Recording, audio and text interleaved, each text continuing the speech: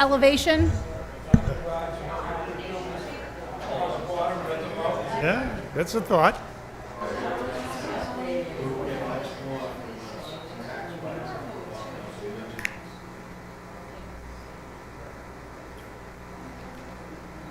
We'll give 2 more minutes and then we'll. Okay.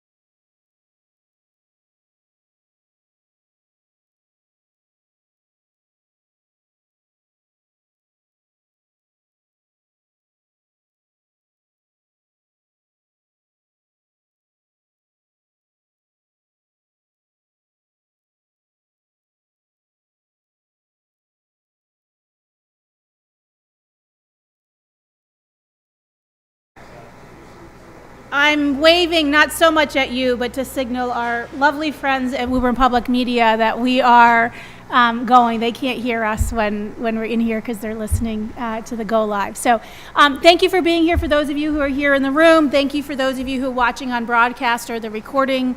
We know that it is a busy time of year for all of us, and we want to be here to answer questions and get comments and ideas. We find this a very valuable time. Great things come from these discussions, so we appreciate those of you who are here.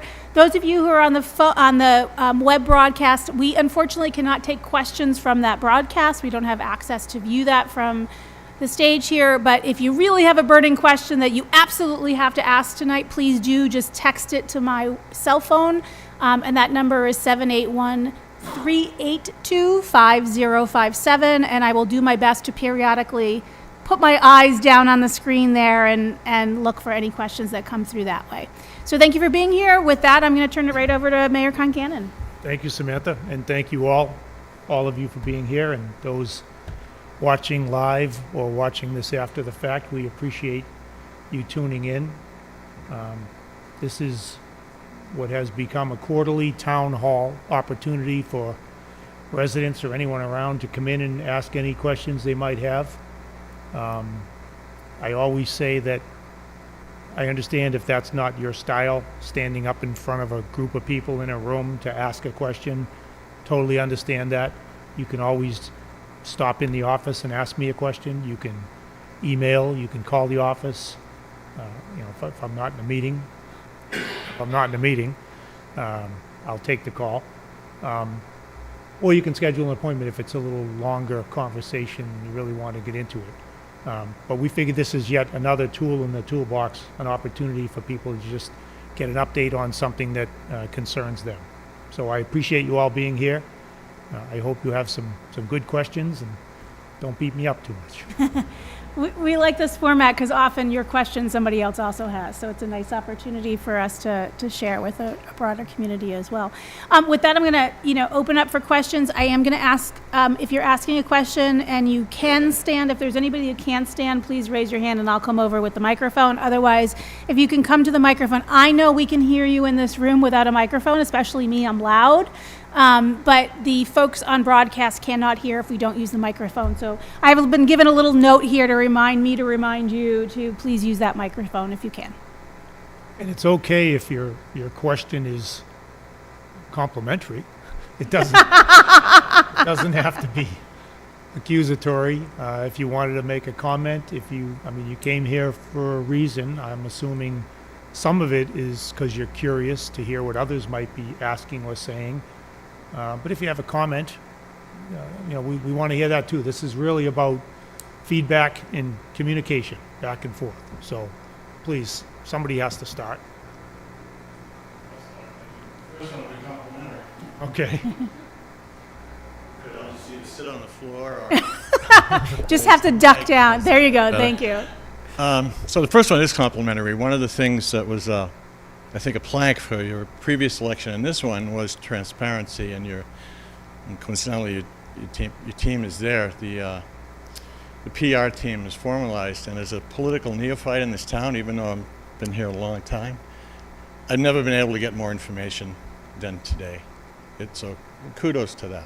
Okay. Glad to hear that, because that was a goal. Yeah. The second talking point you had was, and I heard a lot, was maintenance year all through last year. And I know it's early, but budget considerations usually come to finality in the summer. Curious to what you think the year is going to bring. I know you can't look into the future, but are you going to use the talking point of maintenance? Pretty much. Okay. Yeah. I don't know if people want to hear, I can talk a little bit about it, but if you want to hear a lot of detail about my views on the upcoming budget and the fiscal environment, I gave a speech a week ago in here, 22, 24, 26 minutes long at my inaugural. All kidding aside, there's some information in there that tells a little bit more about how I'm viewing this upcoming year. But in the interest of at least informing the folks who are here now and those listening without having to read that, there's some built-in costs that come year over year over year. Contractual increases for the labor force, health insurance costs, retirement costs. These things, I can guarantee you, they're going up. We've begun to review the budget for FY27 coming up on July 1. The schools and the city side, we've already begun the process of gathering the information from all the department heads to understand, what are your needs going forward? What do you think your budget needs to be, so that we can then review it and figure out what the budget will actually be. So even though that's just beginning now, I can tell you that health insurance costs are going to go up. Exactly how much, I'm not sure. Last year was $2.9 million. I can tell you retirement costs are going to go up. Last year was about $650,000. It's probably going to be closer to $750,000 this year. I know that the contracts that have been settled have cost of living adjustments in them, and they're coming into play. So when I say maintenance year, and when I said it last year, I didn't mean we're going to spend the exact same dollar amount that we spent last year. What I meant was we're going to provide the same level of service as last year, which we know is going to cost more than it did last year. That's what maintenance year really meant. And there were a few instances when in order to really maintain the level of service, we did that, had to add a few things. You know, the level of service, for example, in a special education program, given the demands of particular students and their needs, might have warranted another paraprofessional added to the budget to maintain the same level of service. So that's why the budget went up. There were built-in known increases that had to be funded to maintain what we had been providing. So that's how I see this next year probably playing out. I don't imagine there's going to be significant budget, buckets where there's a reduction. And I understand as well as everybody here tonight and watching tonight, and every taxpayer in the city, the impact on your tax bills. I just got mine. I just paid mine as well. I know. But I can tell you that the dollars that we budgeted were for needs to maintain the level of service we had been providing. So that's a summary, but I hope it answers your question, Mark. Yeah, the adjective that you're using is hard, especially where Yeah. Yep.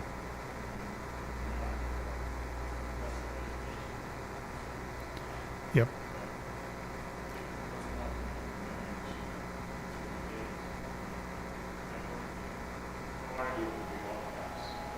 So for those of you Yes. who, Yep. of you who might not be able to hear, Mark was, it was, he was, if I don't do a good job summarizing, you can come on up. He was encouraging, he cares a lot about quality education, but he does understand that we need to take a hard look at where we're at and make sure that where there are opportunities to stay lean, we can. And going over 100 million for school budget is something that looks like it's not far away, but would be really challenging and difficult for us as a community. And I'll pledge to you, we absolutely will take a hard look. But the message I want people to understand is we did last year too, and the year before. And there's a couple of counselors here with us tonight. They take a hard look too. The last 2 years, I think we've had more budget meetings combined than we have in a long time. For example, the year before last and this year, I think we averaged a dozen separate meetings with the school committee and the school department on their budget alone. Every Wednesday afternoon at 4 p.m., we met with a team. There were probably, Chuck was there, Jeff was there, 7, 8 of us in a room every Wednesday afternoon at 4 o'clock for about a dozen weeks. And we took a hard look, page by page by page, healthy, back and forth, not combative, not disrespectful, but a hard look, pointed conversations about every dollar. And Chuck, Jeff, you were there. You guys know. Bill, you know about it. So yes, we will absolutely take a hard look, but please understand that we have been doing that. We haven't been, coasting, and now it's time to buckle down. We've been buckling down, and I appreciate you asking the question about maintenance year, because I did try to explain that phrase many, many times last year. And if it's not being communicated or it's not being understood the way I mean it, then I'll keep trying to do that. But that's what I mean, maintaining the level of service, knowing that, there was a cost of living increase that was going to have to be factored in. There were needs that had to be met to maintain that level. But we weren't exploring new programs to try to identify ways to spend more money. That wasn't happening. Maintaining health insurance for the employees of the city, maintaining it, not giving anyone anything more, cost us almost $3 million more than it did the year before. That's maintaining. So I appreciate the question.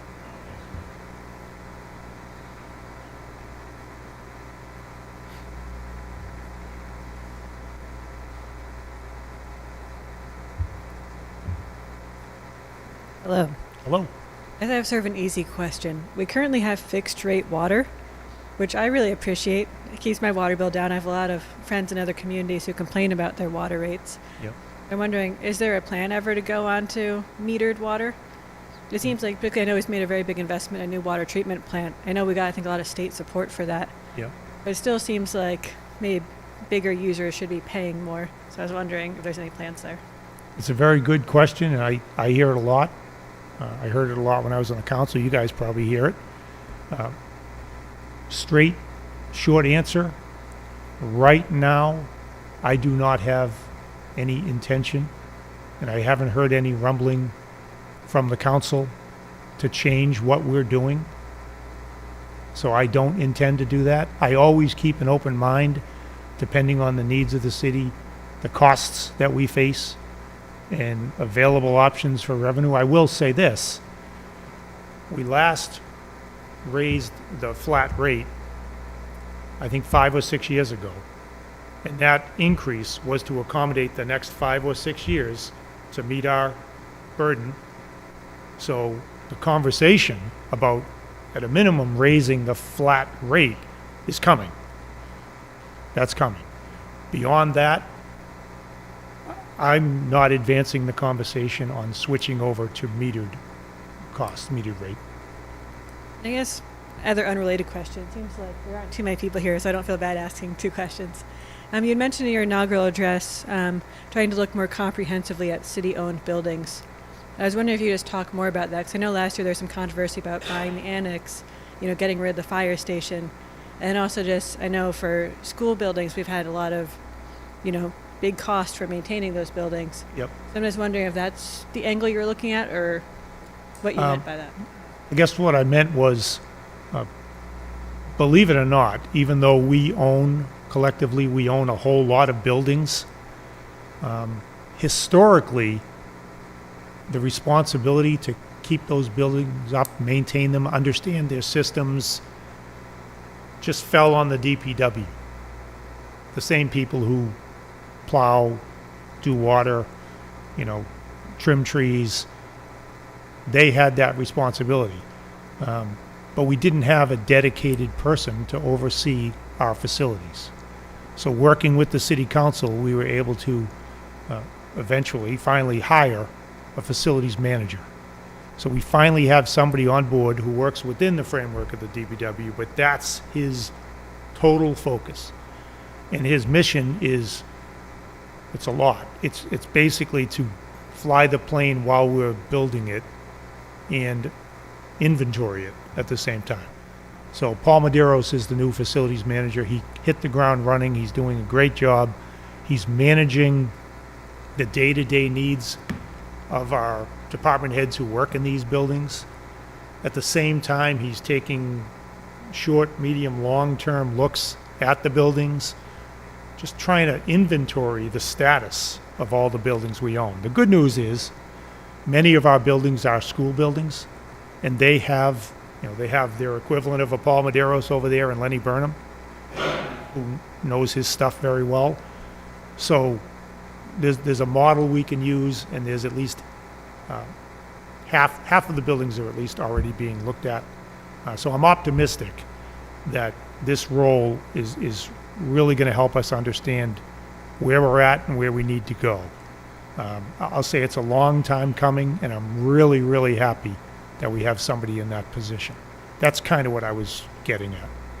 I'm really happy we have someone in that position. It's really helped us day to day in a lot of different ways. It's been great. Yeah, and I know the department heads appreciate it too, and that's no slight on our DPW. They have a lot on their plate, and now we have somebody who can just focus completely on that.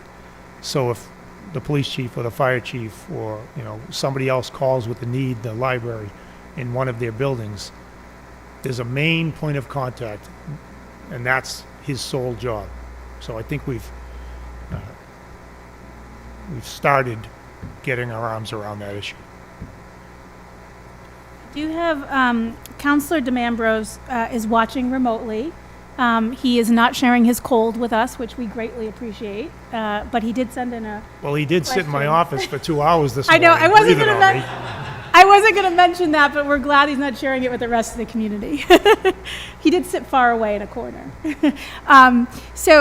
He asked if you would give an update to the community on the new Boston Street Bridge and the PFAS building, which we Okay. briefly touched on. So thank you for that question. Sure. Thanks, Lou. So the new Boston Street Bridge up in North Woburn, long time coming. We talked about it in that meeting this morning.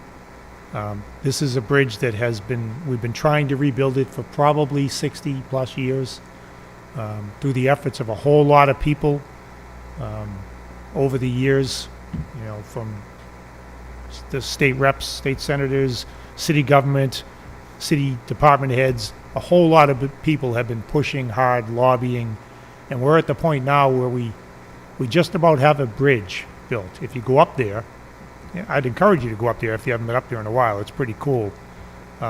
We finally have a bridge about ready to be, ridden over. I think we're hoping for a let's say late spring, midsummer opening of that bridge. There's been a lot involved. As I said, a whole lot of people have pushed this boulder up the hill. And it's pretty much at the top. So we're really excited. There'll be a ribbon cutting. We'll make sure we bring everybody back who had a hand in it. It'll be a big celebratory event because it's going to open up that area of North Woburn. We've been talking about this for a long time, and now we're doing things. We're getting this done. But the next big thing is about to happen. When it opens, I think that northeast section of the city is going to be much more attractive for future development. That in conjunction with, hopefully, some work done at the Anderson Regional Transportation Center, I think is going to transform the northeast section of the city, which should bring in valuable development that should lead to increased commercial tax revenue. And we know that when we get increased commercial tax revenue, increased growth on that side, it lessens the burden on the residential side. That's what, we had the luxury over several years of watching our commercial growth increase each year by $2, $3, $4, $5, $6, $7 million in a year. That takes a lot of pressure off the residential side. The last couple of years, that commercial growth has been stagnant. And it's not just us, it's across the region. And that's what I was alluding to in my remarks the other night at the inaugural. But the hope is that we will be well positioned in that corner of the city with the new bridge open, a couple of developments already underway, groundbreaking for another one just occurred a month or two ago. We'll be well positioned for significant development up there, which will help us a lot. The second one was about the PFAS water treatment plant. That's well underway. We're out of the ground with construction now. I think we're targeting a late fall, maybe wintertime opening for that plant. And that will put the issue of PFAS, for the most part, behind us. Every community in America is probably dealing with PFAS in their water, and some, including us, have taken the necessary steps to address the problem.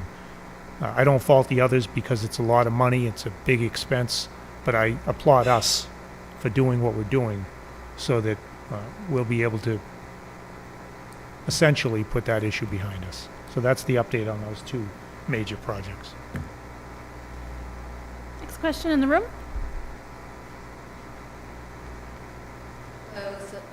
I watched the inauguration, and I want to thank you guys for the work you do and welcome the new people and the people who've been in place. It's a great place to live in Woburn. That's why I stayed here. And so I came here tonight to talk about it being winter and snow in our city and ice and having situations like last Wednesday when in the Merrimack Valley, everyone called out a school delay except Woburn, Winchester, and I believe maybe North Reading.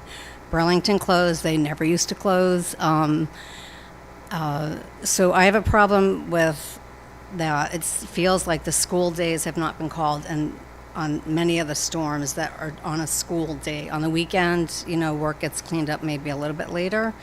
It's a concern to me, having the history of Rick last year on Valentine's Day, when he fell on Bow Street and Salem Street, and that was, he had called as a crossing guard, he had called the police department and let them know a few times about the road, the sidewalks, and the condition of that area. So it's two things really: snow removal, and then also just snow delays. And so I visited the school committee Tuesday night, and I stopped in and I asked the superintendent himself, what is your guideline on policy?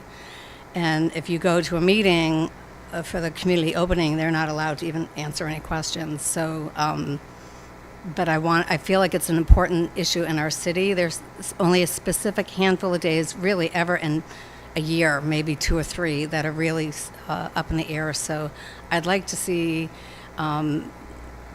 you as the mayor and the DPW maybe working together with the school. And it feels like that it's a superintendent's decision, but if you don't reside in Woburn, you don't know the conditions of our streets. I live on Richardson Street, and that itself has its hill that goes into the pond. And my Jeep one year on a school day, when school was in session, my Jeep on an icy day almost went to the pond. I stopped after going sideways down the street.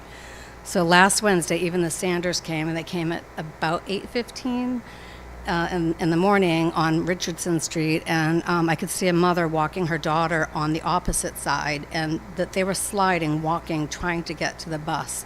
So winter doesn't have so many days, thanks to global warming, that are really that terrible, but I'd like to just see consideration for delays, and it's hard when kids are in school to try to do the reverse, but and last year was Valentine's Day was half a day before the vacation, so it wasn't, would half a day really have hurt anyone? And just like this past Wednesday, the day did get better, but to have Burlington used to never call out. My office was 10 years in Bedford, 10 years in Burlington, and now I'm in Lowell, the same company. So Bedford and Burlington never used to call out. They both had delays. So I'm just looking for some way to communicate in the city, because it's the employees, it's the families, it just involves a lot of people. Okay, thank you for that. Yeah. And we had a brief chat before the Yeah. town hall tonight. I appreciate that, heads up. I will say a few things about this.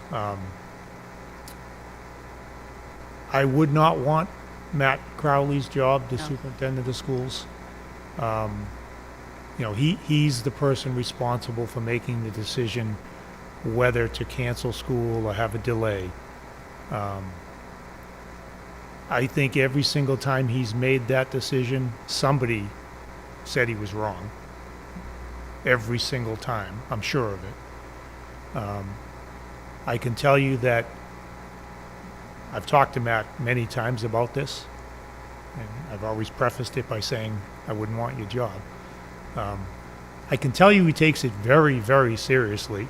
It's probably one of the biggest stressors, on his plate. He's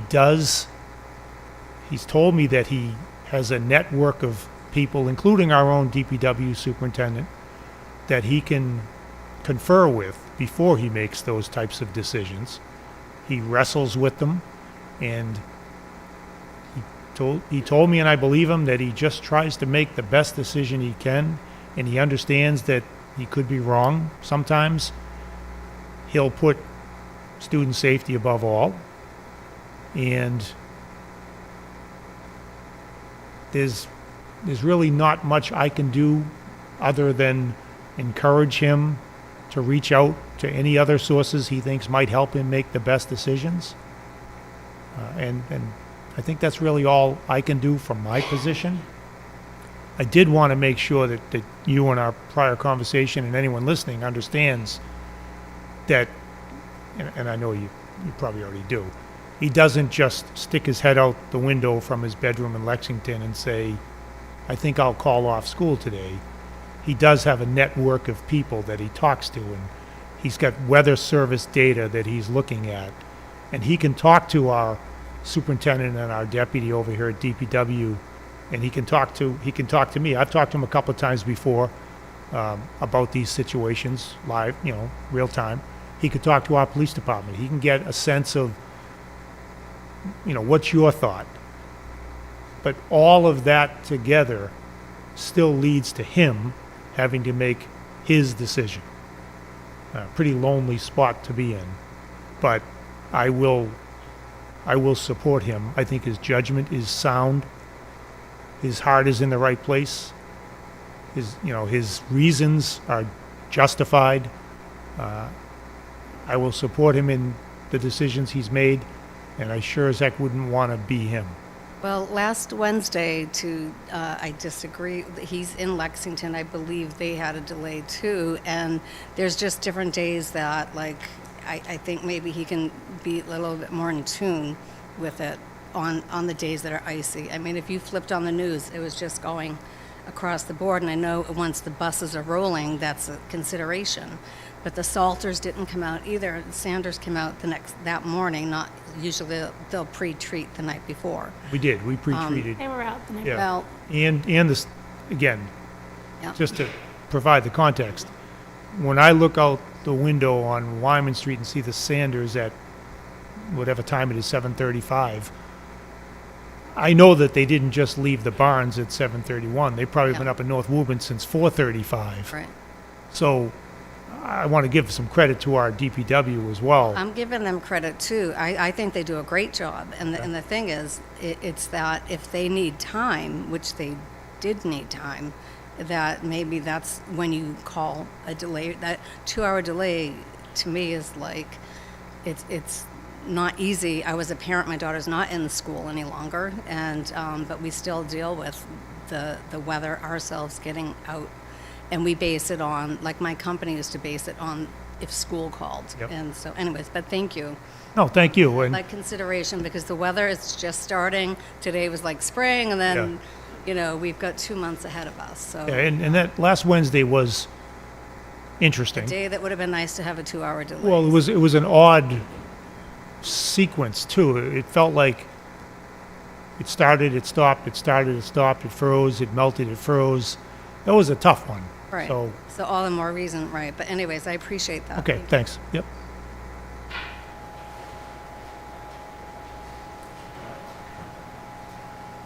Hi. You were talking about the New Boston Street area. One of the things that I saw in the Chronicle very recently was the pedestrian bridge, and I just wanted to ask if that's tied to the Cabot and Forbes development, if they're funding it, or if it'll happen no matter what. So what's going on with the sort of pedestrian access to the to Anderson's from basically almost all of Woburn. Yep. It's It's a great question, and I wish somebody had asked the MBTA that 40 years ago when they built Anderson, because whoever designed Anderson and built it and didn't include a pedestrian overpass should be fired. yes. Because to me, that's the biggest no-brainer ever. Why would you not continue that over the tracks? They didn't do it. It's in the past. I can tell you that every conversation we have, we talked about it again this morning, every conversation we have about developing in that area contemplates a pedestrian overpass. And those conversations are amongst ourselves here in the city, our department heads, our city council, with our state reps, our state senator, our congressional delegation, Senator Markey's office, Senator Warren's office. Every single time we get their ear, we talk about the importance and the significance of a pedestrian connection to that side of New Boston Street. The CC&F development that you're talking about, Yeah. 216 New Boston, the Bolt, Yes, that's right. they are not responsible for the pedestrian Okay. bridge. No. Gotcha. No, I think the goal would be that when Anderson gets developed, which is potentially going to happen, that pedestrian bridge would be a part of that project. Gotcha. In order to do what we can to facilitate that, we sought and we received, thanks to our grant writer and our planning department and a whole bunch of other people that provided input, we got a $500,000 grant to begin the design of a pedestrian bridge. Now, you might think that $500,000 is plenty to design a pedestrian bridge, but I'm told that it's probably not even enough, but it'll get us, down the path towards a design that we can then hand to anyone who'll listen to construct. Yeah. So it's critically important that we get that pedestrian overpass, and it's critically important that the rest of the vehicular connections up in that area get made as well, not just Yes. a bridge, but connections to other roadways. Yes. So we do bring them up a lot. We're pushing every lever we can find. We did get some money to begin the design. So I feel comfortable in saying that we're doing everything we can right now to make that a reality. Yes, thank you. The second question I had on that topic was about, the MBTA and buses, more on sort of the operational side and less on the infrastructure side. I don't know if this was something that the city knew about or planned, but recently, this is a good thing. The 134 bus that goes right outside of here got a substantial increase in service. It got the buses now run much later and earlier on Sunday, and I didn't hear anything about that. I only found out about it just from looking on Google Maps, and I just wanted to ask sort of, what is the city doing to make sure that the city is both coordinating with the MBTA, sort of making sure we get our money's worth from them, making sure that their routes serve the needs of our community, and, making sure that we can, be on the same page with them and make sure that we can coordinate with them. That's the first part, and the second part is about actually connecting that bus route to Anderson potentially in the future. That would be particularly useful for us going to the airport with the Logan Express, but I just think that that's a good idea. But the main question is just, how are we coordinating with the MBTA? Good question. We have a relationship with the MBTA, as do all of the communities that they serve. We have representatives. We have an opportunity to voice our concerns, our opinions, our suggestions. I'm not going to pretend that I can just pick up the phone tomorrow and have them add a bus route. We don't have that type of clout. Oh, for sure. I'm not going to pretend we do. There are some times when we wish we had a little more of a heads up on some of the things they're doing, and then there are other times when we're well looped in. They know our additional needs here. We have some significant last mile kind of connection gaps that we'd love to fill. It wouldn't surprise you to hear that every community they serve has the same exact, punch list of wants. Yes. So we advocate, as best we can. We do have Anderson here in the city, so we get a little more attention. Perhaps we get we're on their map literally, but we certainly don't get everything we'd want. The old Mishuam stop on the Yes. commuter rail, they know that we'd love to see that opened up again. They haven't opened it up yet. Yep. But we continue to push those type of ideas with them. Maybe when the development at Anderson comes about, there's a fresh set of eyes on the benefits of having that stop open up as a real stop again. We'll continue to push that. I'll just add, because I want to give some credit to Representative Haggerty. I know he has heard from many of our constituents in Woburn about the need and reliability on the buses, and he's definitely intervened and advocated to make sure that more bus routes weren't cut that at one point were being considered for being cut. And I'm sure his voice is in addition to the voice that we have here, but he's been a good advocate for us. Yeah, definitely. In the bus routes specifically. Excuse me. Yep. Yeah, the major pain point for us is the coordination of the bus and the train in Winchester. That's the major pain point for us. And from what I can tell on the side of the MBTA, the buses are run by the bus people and the trains are run by the train people, and they sort of don't talk to each other. It'd be great if they could, but I think that's a bit of a I mean, challenge. it is the same agency. You'd think they in theory. might. I mean, if someone else has another question, I can sit down, but I did want to ask about you mentioned in the inaugural address that you wanted to review the city charter. What are you hoping to get out of that? I think any document that's been around that long without significant review ought to be reviewed. I also know from my time in the council and going through the code that there's some outdated stuff in there that's not even relevant. Yep. Yet we continue to technically be bound by it. So in my mind, it's probably something that every community should do periodically, and I'm not even sure when the last time we did it. I know Medford just went through one. Yeah. In my mind, it's a pretty good exercise. It might be that 90% or more of what's in there we're fine. Yep. Don't touch it. But my sense is there's probably some things that we could do without, or amend, tweak, change, bring up to date. All right. That makes sense. Thank you. Okay, thanks.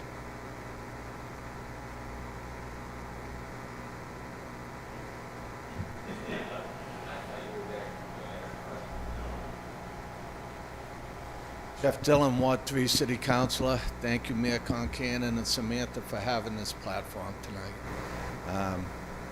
My question kind of comes off of Mr. Morrison's question.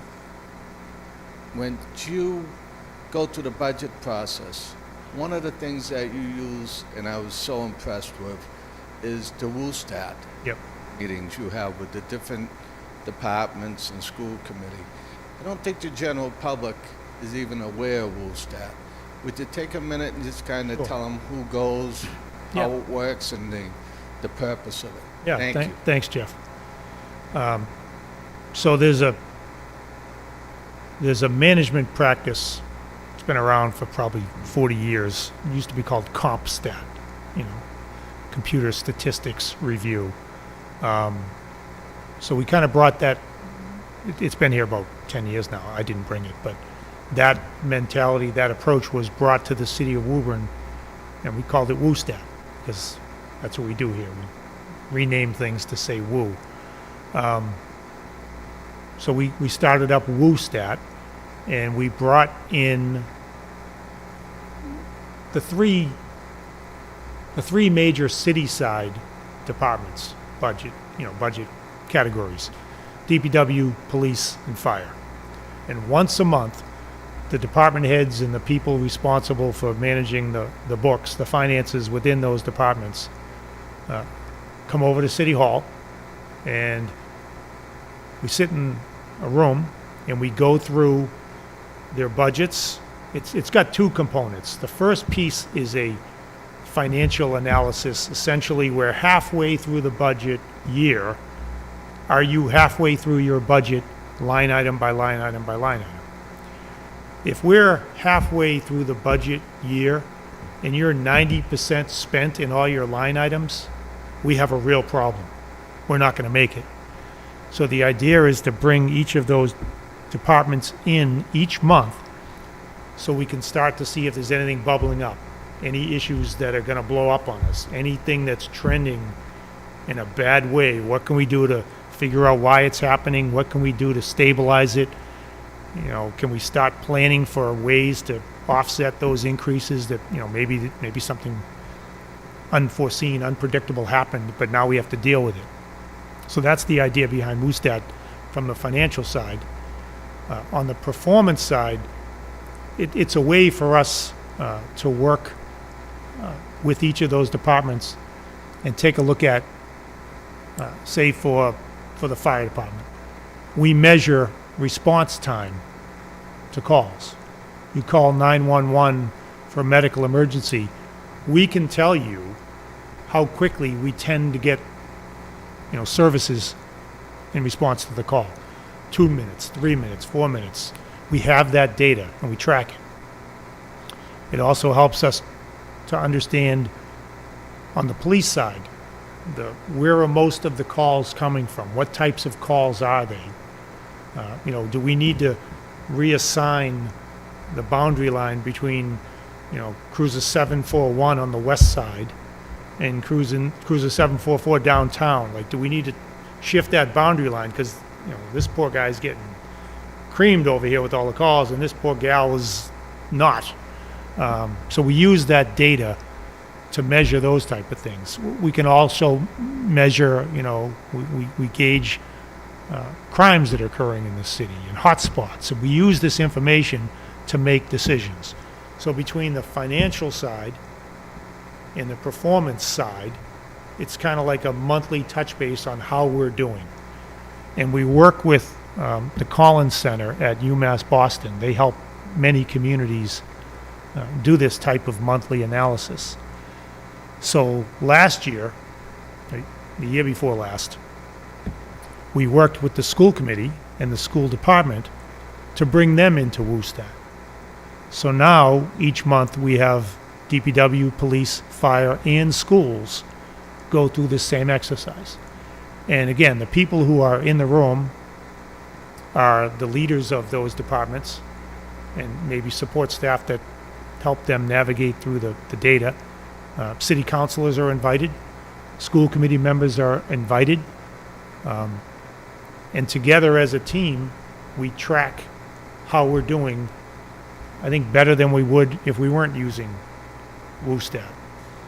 I can tell you on the school side, they're fairly new to the process, but it's helping us identify, at least on our side, the school financial team may already have known all this stuff, but it helps us get a better understanding and drill down into some of these line items and the needs for these dollars.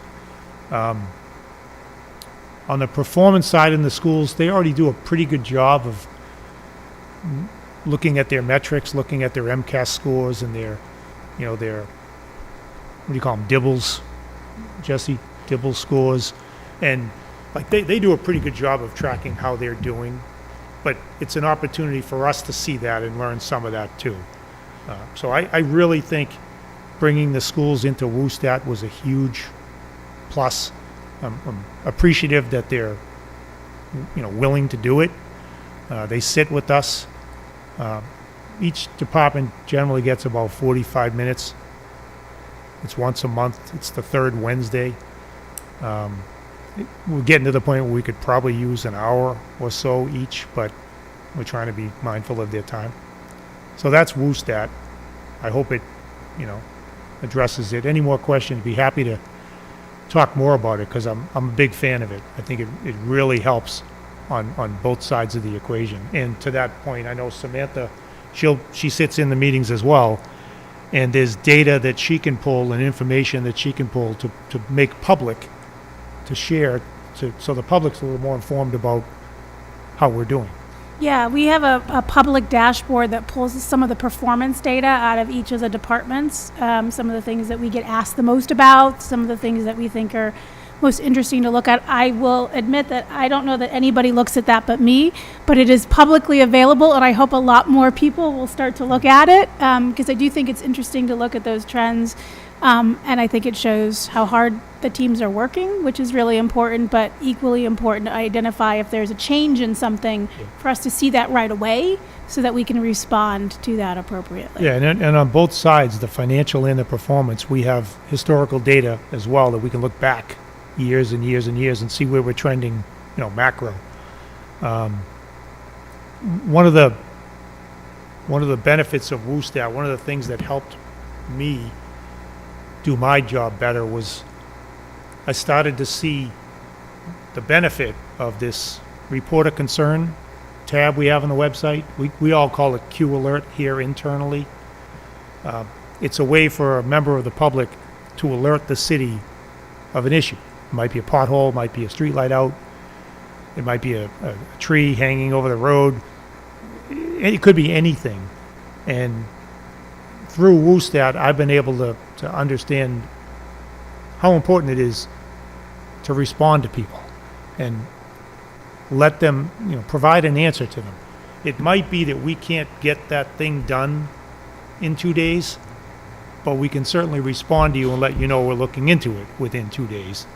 And it's that notion of performance and always trying to do better. That's at the heart of WUSTAT, and I think it's really manifested pretty well in our, report of concern, Q alert responsiveness. I'm proud of that. When someone reports a concern, at a minimum, we're able to tell them better than we have in the past. Either we've solved it or we're looking into it, and it helps us track open items and close them eventually and not keep people hanging. Because it's been my experience that the worst thing you can do is not get back to somebody. At least if you get back to them, whether it's good news or bad news, you can help them or you can't. At least you gave them an answer. And that's at the heart of the whole WUSTAT process, being honest with ourselves about how we're doing. And I will just point out that those come in real time. So we do the monthly WUSTAT meetings where we look at this sort of in a trending format. But every time someone submits it, I get that email, Mike gets that email, the department head gets that email. There's a whole bunch of people. And it just helps us know what is top of mind for people. Obviously, it's an icy day. We're going to get requests for sanders more than other things, right? There's certain times of year we're going to see things. But I find it really helpful to know where people are asking for help.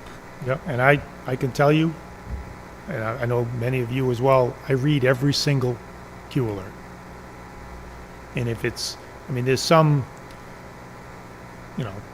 high, medium, low level of we need to get right on this, but I do read every single one of them, and we try to make sure that at a minimum we're responding to the person, and even if it's going to take a while to work the problem, at least they know we have it. Thanks, Jeff.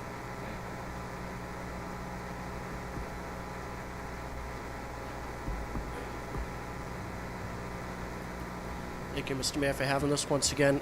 Question about paving on Russell Street. Can you speak to that? Why we're having an issue with that road? 'Cause I know it's come up a lot. Yeah, and we've talked about this a lot internally, and I should say, I've said it to the group before, but every Thursday we have a meeting in my office. We call it the ongoing projects meeting, and we have all the major department heads in there. We invite city councilors in there.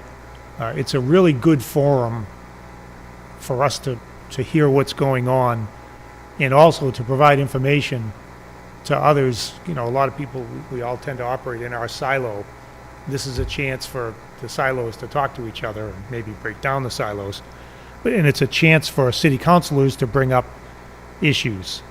We have that meeting every Thursday morning, usually goes about an hour and a half, and the topic of paving and Russell Street paving in particular has been discussed quite a bit. Historically, there were attempts to pave or to improve Russell Street in an attempt to do it efficiently, to save as much money as we could and still get the job done. The method we tried really didn't take. So what we knew we really had to do was repave the whole road from the top to the bottom. It's a main thoroughfare, it's a busy street, it's a long street, it costs a lot of money. But we bit the bullet and said the shorter term, lower cost attempt didn't work. Let's move on and do it the right way. So we carved it up into basically 3 bites. We did 1 bite last year, and this year we'll do at least 1 more. If we can do the other 2 this year, we're going to try. As you know, you all know, I'm looking at the council, each spring we go through the paving status and we develop a paving plan. And it's data driven. It's each of the roads are rated and they're prioritized. And then we take the amount of money we have and we try to get as many of those roads done as we can. If we were to do all of Russell Street in 1 bite, there's a lot of other streets that aren't going to get done that year. So there's that balance we try to strike. But we do realize that, Russell is a priority given the number of cars and the condition. So this springtime paving discussion is going to have Russell Street at the top of the list. And as you know, we try to make that paving discussion inclusive. We try to include the city council, as well as the DPW engineering, the finance team, and that'll happen again this year. So there'll be an opportunity to advocate again for Russell, and there'll be an opportunity for you to be in the room and hear what else it's competing against and understand why we end up with the plan we end up with. Okay? Thanks, Chuck.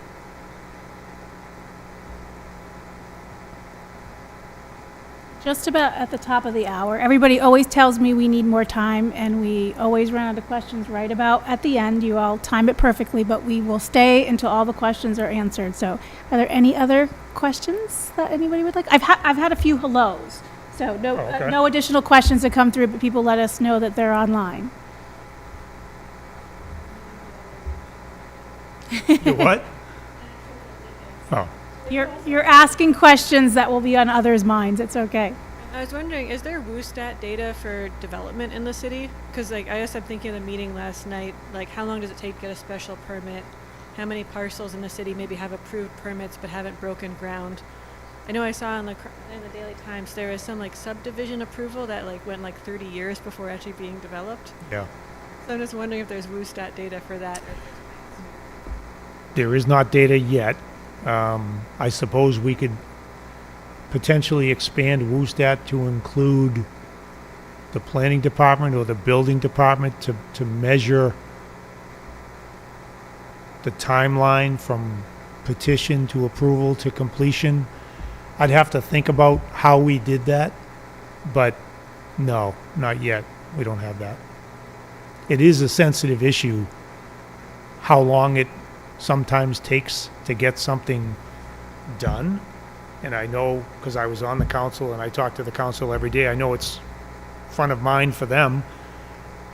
I think they want to get things done efficiently. I know they do. They want to move things along and not tie a petitioner up any longer than they have to. We're not fans of red tape. None of us want to introduce any more. So on that, from that perspective, there's good intent there to move things along. On the other end, from when someone gets their permit or their special permit or their permission to build, I know the neighbors in those areas would like to see the thing done immediately. No one wants all that commotion outside their window. And there's some levers that we have to move that along, but there's also the realities of life and, interest rates and just the cost of things. So I think as a city, we try to be reasonable. We have the planning board that weighs in. The building department has eyes in on some of this stuff. I think we're mindful and we understand. I mean, I had a development out back of me. The whole time it's being developed, you just keep saying, I wish this was done. But I also understand that there's realities you have to deal with, so we try to be reasonable in how we advance these things. But no, not tracked by WUSTAT yet. I'd have to think about how that would work, because we do talk a lot about where else could WUSTAT be applied. We were thrilled to get schools in. That was a huge, win. But I'll think about that.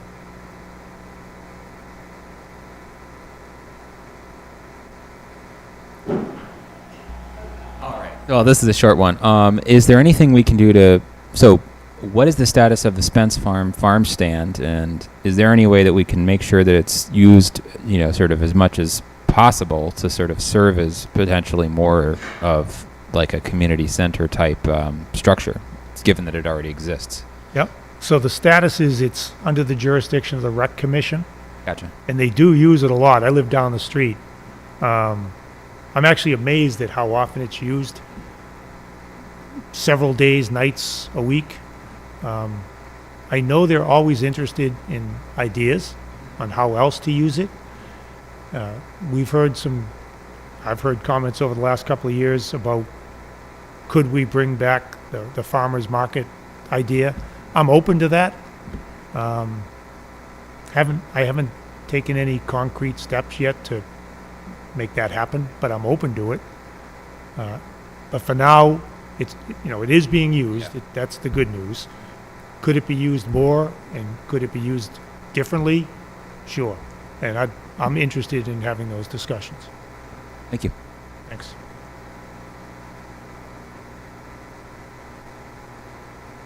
I think we have answered all the questions for today. Thank you for doing that. And thank you for those who are listening, and to all of you who said hello. I won't call you out on my text messages, but we're glad you were able to join us today.